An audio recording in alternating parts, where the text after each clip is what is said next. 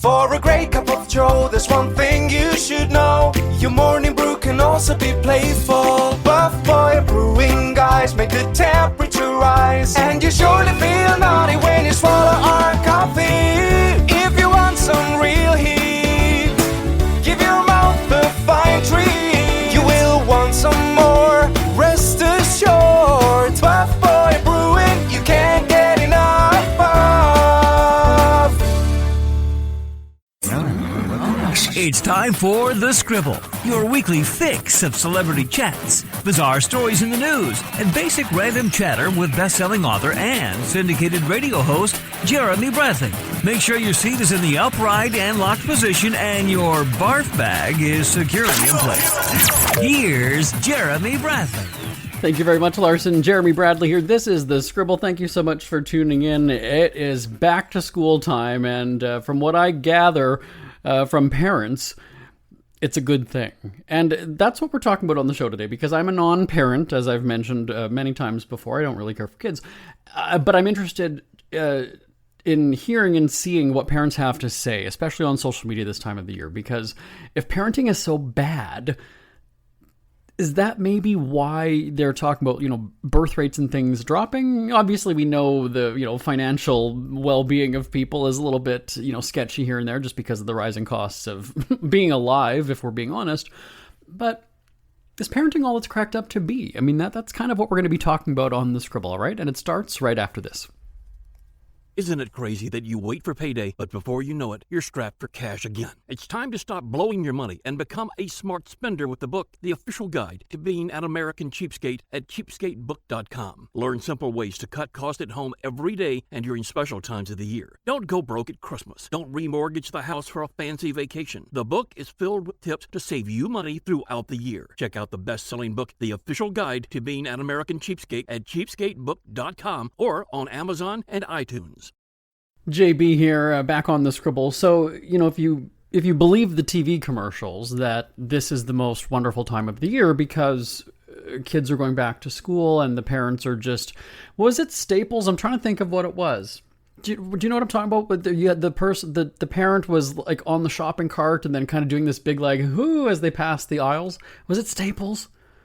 Okay, anyway, if you're of a certain age, you know what I'm talking about. But I guess what's interesting here, and I've said this on the show before, I don't care for kids, I don't have kids, I've never wanted kids. Even, this is the funny thing, even when I was a kid, I didn't like kids.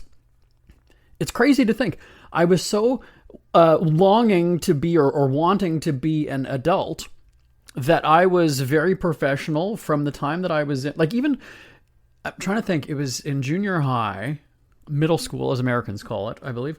I was in grade 8, 8th grade, as Americans would say, and I was taking piano lessons outside of school, but during school, I had borrowed a keyboard from our performing arts room where, it's where we did like the musical theater and stuff, and so there was an extra keyboard, and there was a tiny little office off one of the hallways, not too far from that in our school, and I set up the keyboard in there, and I would spend my lunch just in this little like office type room, and that was what I did. I didn't like being around the other kids. Like they could do whatever they want. They're stupid juvenile, whatever kids were doing at that age in grade 8. But I was just doing my own thing. And then when I'm just gonna sound like such a nerd, but I had always wanted to. This is why I got into radio. I had always wanted to do the announcements because at just before lunch, there would be the, excuse the interruption, please. Today's luncheon menu is da-da-da-da, da-da-da-da. And then they might have in like a reminder that the junior girls volleyball team practice today has been canceled. Like they would just kind of do. So you'd have the morning announcements at the very beginning where the principal or whoever would come on, kind of just do the general stuff. And then you might have like a, some kind just before lunch. And I would then also, I added a time slot. Yeah, this is how aggressive I was in junior high. So we would do the luncheon menu, and then I was in good with like the gym teachers and the different sports coaches, and so I would go into one of the gym teachers' offices and basically write the announcements for the end of the day. And I would have a scribbler or like a loose leaf sheet with the lines and everything, and I would be writing it out. This is a very important practice that you all need to be at. The tournament is this weekend, whatever.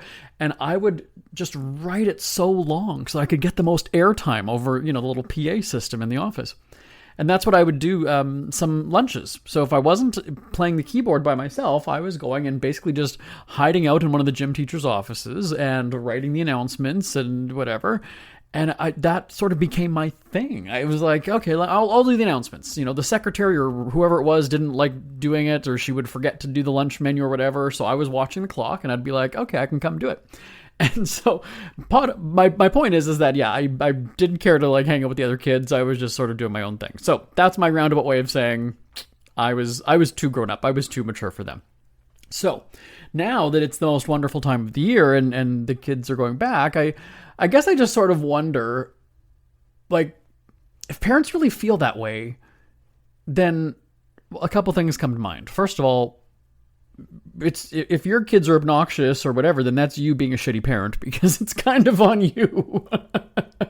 And secondly, if it's that bad, why do you have like 3 kids? Why didn't you just stop it? Well, that would be like me getting a dog and then having the worst possible experience ever. Worst possible. Horrible dog, destroys everything, pisses all over my house, never stops barking. But I'm going to get another one. I'm going to have 2. I'm going to have 2 in my house now. I couldn't tame, whatever the first one, but I'm going to have a second one.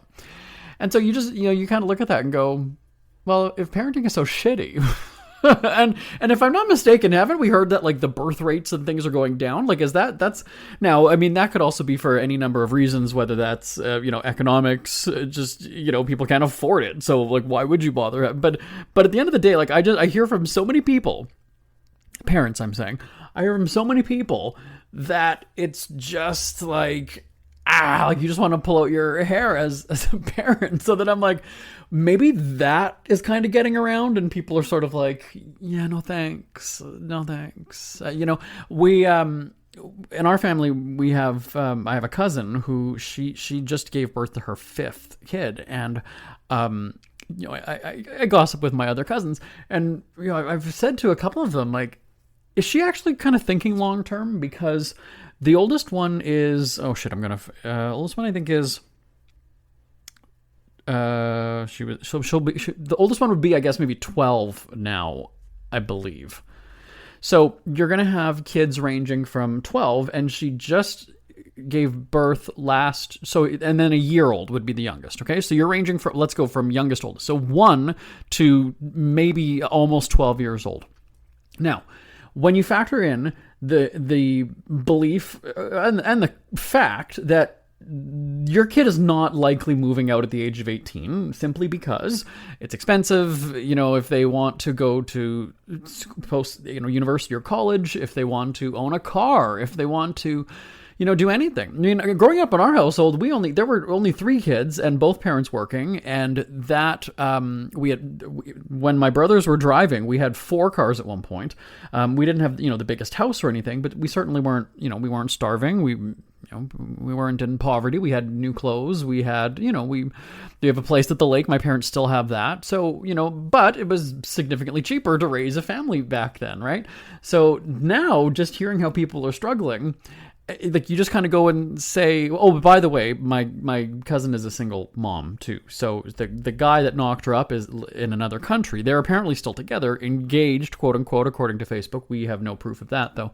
And so that alone too, you're kind of like, wow, okay. But my point, the point of the story isn't to bash my cousin. The point is to kind of sit here and go, before you're spreading your legs and popping up more kids, I mean, let's just kind of look at, first of all, the long-term effects of this. So that 12-year-old kid, let's say I lived with my parents until I was 25.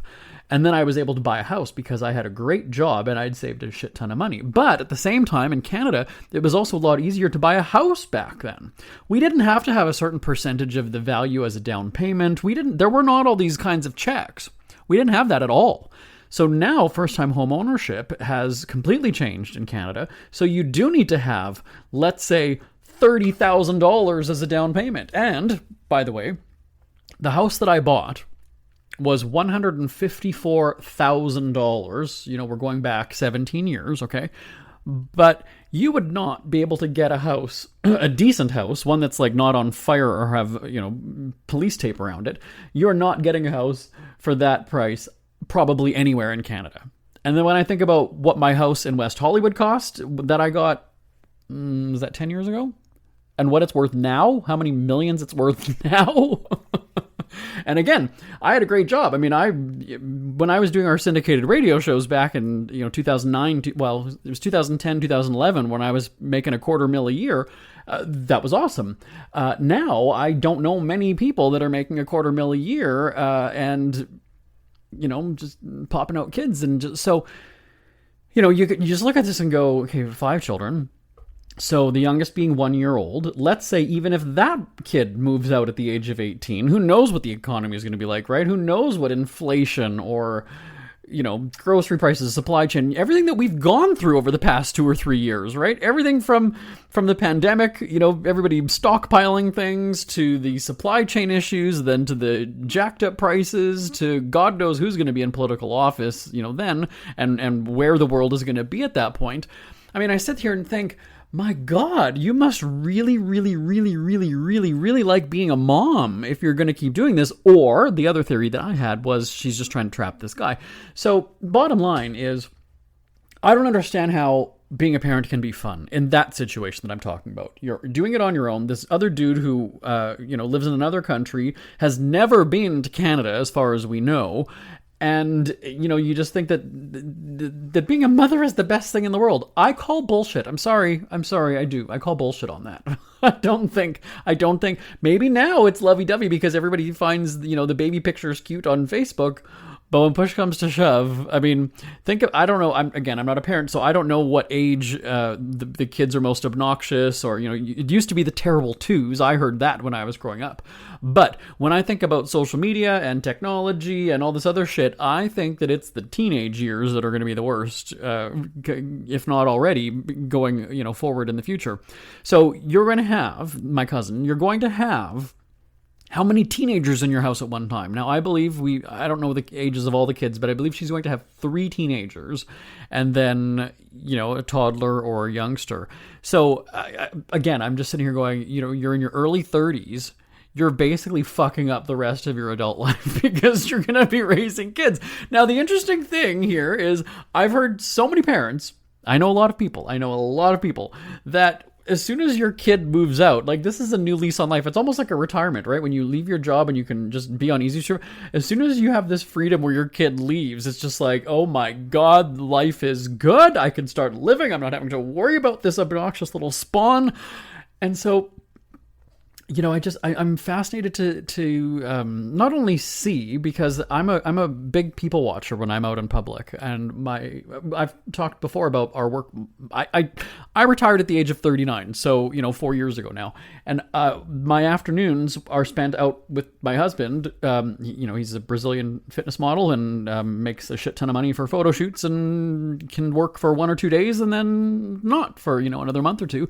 And same thing with me. I made a shit ton of money doing the radio shows, and I was like, I think it's time to slow down, and we enjoy life. So we, generally leave the house at about 1 in the afternoon, and we'll walk the dogs, or we'll go to the mall, or we'll restaurant or something. We'll go out almost every afternoon. And when I see parents at restaurants, and I talked about this, it was a couple weeks ago, I believe, talking about just the parents just not putting down their phone and totally ignoring their kids. I look at that and go, isn't this, like, shouldn't you be bonding with your kid? Like, why did you could have just had ordered food delivered to the house then. Like, why are you both here? Kid on the phone, parent on the phone. And depending on the kid's age, like, I kind of feel bad because you have, if they're very young, sometimes they're just throwing a phone to like watch a video or play a video game, which I heard somebody kind of justifying and going, wow, you'd plop your kids down in front of the TV, back in the day. Right, but the TV didn't come with you, though. So there's a bit of a difference, right? Like, we would go out and spend time with our parents, and they had to pay attention to us because there was no device that they were clutching in their hand. So you can't, that's not a good comparison to go and say that we would just, dump the kids in front of a television back in the day, because that wasn't it. We did not have a television when we went out to a restaurant. We did not have a television when we were in the car. Maybe later on you could get like a DVD player or something for the backseat of the car kind of a thing, but that was not when we were growing up. So no, not the same thing at all. But if that's the way that if it's devices, if it's technology that's raising your kid, God, are we fucked? We are so fucked. So I look at that, and I mean, it's sort of insulting if you were to ask a parent and go, sorry, like, why are you not, looking at your kid then? Like, why aren't you talking? What's happening here? Are you guys mad at each other? Is this just kind of how it is? Because it just seems so sad. And then, now let me go back to the kid thing for a second, because as I said, we have kind of our afternoons off or whatever, and sometimes we'll walk the dogs. If we're up early enough, we'll walk them at around lunchtime. And in our neighborhood, there are quite a few schools, actually. We have, how many? We got 2 elementary schools, 2 junior highs, and a high school, I think.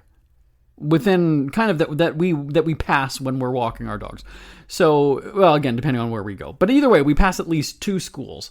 And I've noticed that if it's either kids coming home at lunchtime, or if we happen to be out walking at 3 or whatever time school is over, the kids are just kind of dawdling. And again, if they're like staring at their phone as they walk down the sidewalk and almost crash into us, or step into traffic and almost get hit by a car because they're not watching where they're going, there just seems to be a lack of energy in those kids. Like when I left school, for me, our school was done at 3:30 every day. So I remember our elementary school was not quite a 10-minute walk from where we lived. And then my junior high was maybe about 20-minute walk. And then my high school, probably about a 25-minute walk or so. Bottom line is that, we weren't far from our school. But I would get home in almost record time. Like for me, it wasn't that I hated school. Like I knew what I wanted to be when I grew up, so I was excited to do, language arts or English and all those different subjects.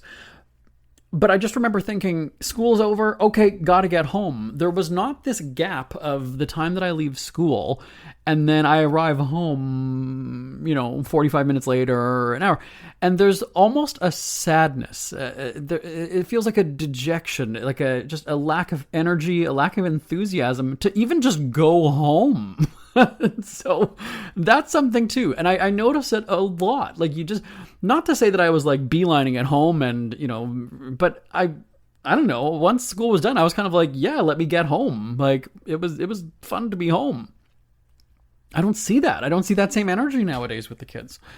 So I don't know what that's about. If that's, I don't like my home life, so I'm not going to go home right away, or, it's not that they're hanging out with friends. I mean, yeah, I do see that too, but, I'm just sitting here going like, why are you kind of like dragging your feet, or you're stopping on the sidewalk and then turning around and then like walking backwards for 3 steps and then turning around again and dawdling? Like, just go the fuck home. I don't know. Is it really that bad there? Like, okay, maybe start an after school club at school then, or do something if you don't feel like going home. I mean, so this whole back to school thing. So not only, you have, and then you see the memes too on social media, right? There was one a couple of years ago that I saw where the kids are standing at the edge of the pool with their school bags and everything on, and the mom is like on an inner tube in the pool with, holding a drink and doing this big like cheer kind of a celebration, which again, I understand the joke of it, but again, like, why do you have 4 kids if it's like really that bad? I mean, shouldn't you want to be spending time with them? Like, isn't that kind of the whole idea of being, that, again, going back to the dog example, like if I worked all the time and traveled, and which I did back in the day, but I also could afford a good dog sitter and caretaker. But I'm just saying, like, why would I go and load up my house with dogs if it's something that I don't even, like, I'm not home, I don't walk them, I don't have time to be, I'm telling them to get lost all the time because I don't have time. Well, but then why? Like, no, what's the purpose? There is no purpose. Why? That's so cruel. So, so the memes, I understand them to be funny and, not necessarily serious. But how many times have you, like, again, I've worked in other places years ago, and there was one woman, I can't remember her name, but I can see her, that she was like that example, like, oh, the kids are back in school next week. Yes.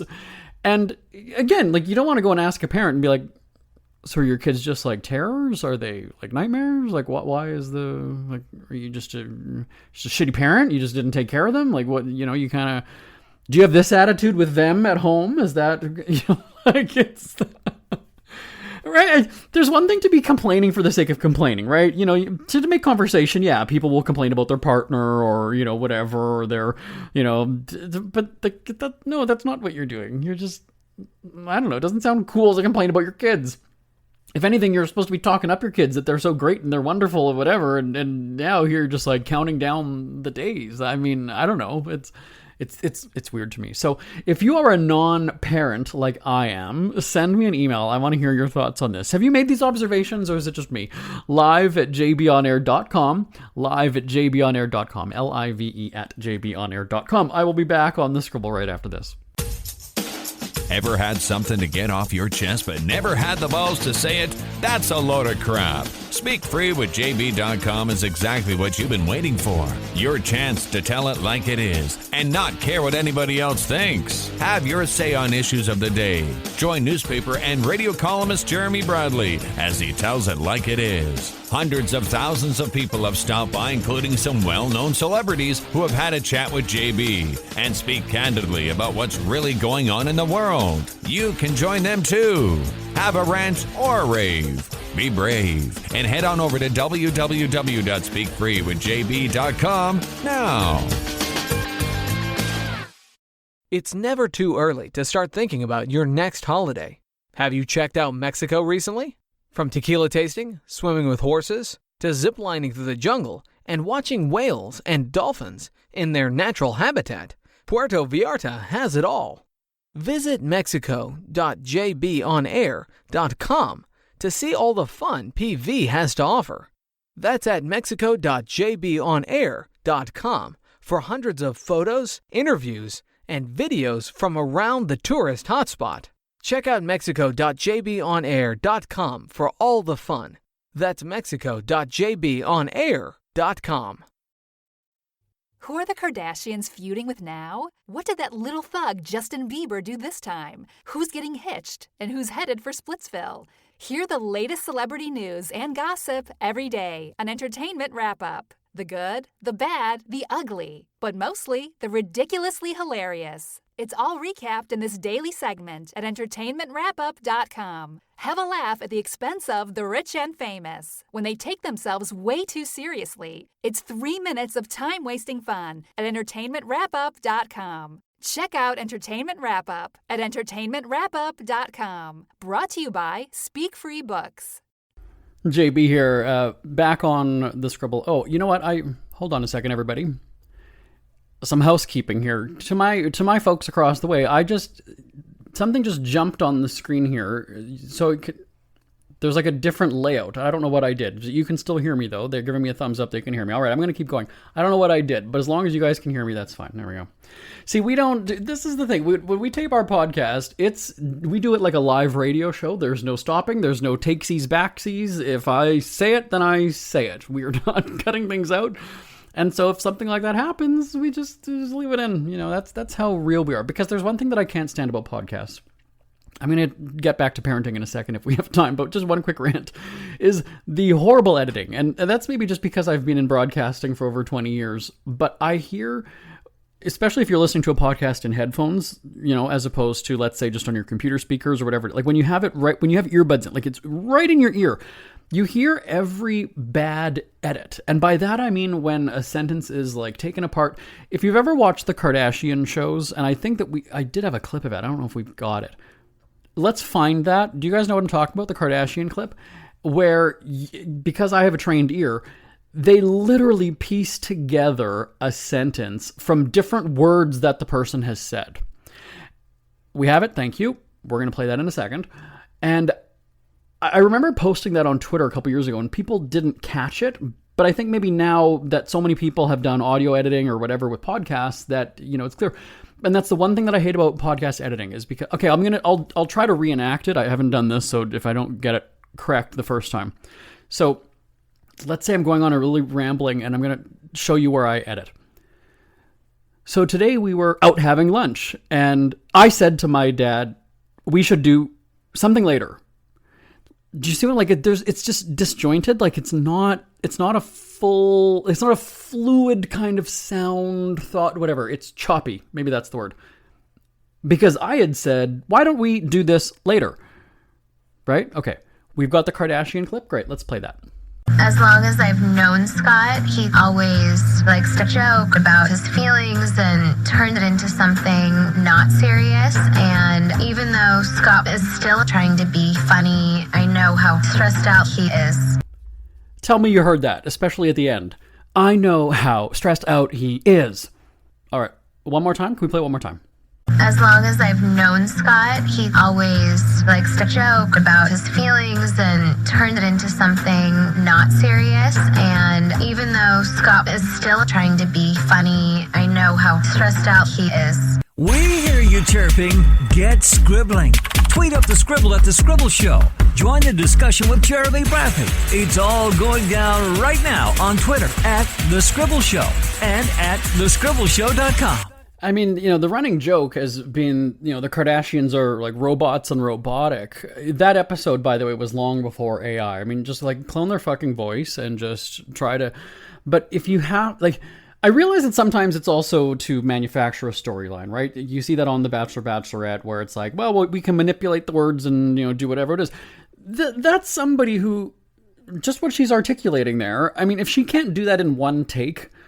Think about how many either editors or people had to sit around. I think The Kardashians was an hour-long show. It's still on, right? But it's on whatever, like a streamer. But I think Keeping Up with the Kardashians was an hour long. So even just how long does it take to do an episode where you're piecing together shit like that? I mean, again, you're getting union money and pay for that. Well, who cares? But I mean, yikes.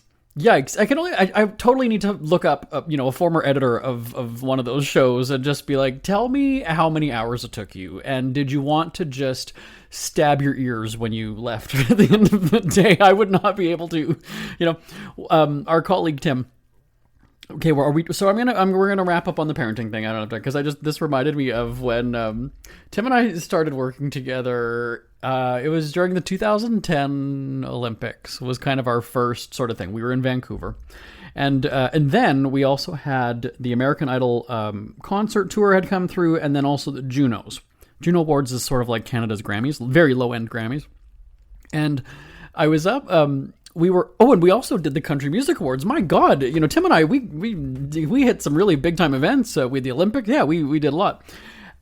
So we covered these events or whatever they were, the Olympics, the American Idol concert tour, the Country Music Awards, all these things.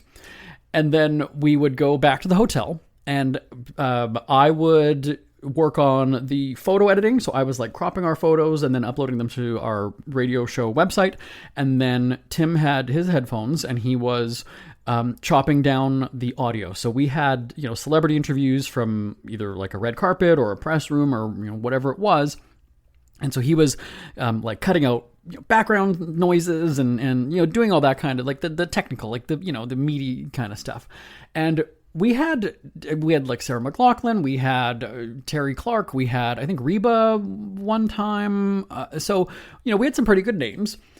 And I remember sitting there, Tim was hunched over What is he saying? Watch it, kid? Is that what you just said to me, Tim, in my ear? That's lovely. Yeah, I'm much younger. I can outrun you, Tim. But he was hunched over and he's like, just was like staring at the screen, and I could just see him meticulously editing. And I'm sitting there thinking, our segments, our audio clips are only about a minute and a half long. Like, you don't have very much time on a red carpet to stand and talk to somebody. So I was just like, my God, he's been doing that for like why is he taking so long? Like, what's the holdup? And Tim was sitting there editing like every little fucking detail. And at some point I'd said to him, Tim, just, you know what, we've got, in the interest of time, we got a deadline. Let's just make and from that point on, truthfully, this is absolutely true. From that point on, I said, this is how we're going to do our radio show. The podcast was still many years away at this point, but with our radio show, if we're not doing it live and we're voice tracking, unless something catastrophic happens, like unless there's, something really, really bad, we're not editing, we're not going back, we're not touching up things. This is what happened, this is how it played out, and that's how it's running. So there you go.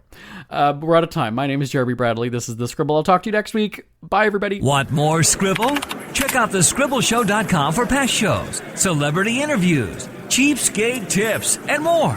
That's at thescribbleshow.com and on Twitter at The Scribble Show. The Scribble is a speak-free media presentation.